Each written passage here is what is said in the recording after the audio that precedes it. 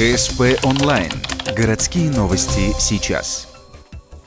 Вторник, 15:00. Гимназия иностранных языков. Награждение ухтинских учителей за победу в муниципальных конкурсах. Их в Ухте с декабря по март прошло 6. Сегодня «Звездный час», а именно так называется эта уже традиционная церемония награждения. Наступил он для 48 учителей. Основная часть победителей – это стажисты, педагоги с опытом. Но вот уже второй год в перечне конкурсов есть отдельные номинации и для молодых специалистов. Из этих 6 мероприятий, по итогам которых будут подведены итоги, есть много мероприятий для наших молодых специалистов. Мы понимаем, что на уровне муниципалитета сегодня мы должны создать определенные условия для поддержки, сопровождения молодых специалистов.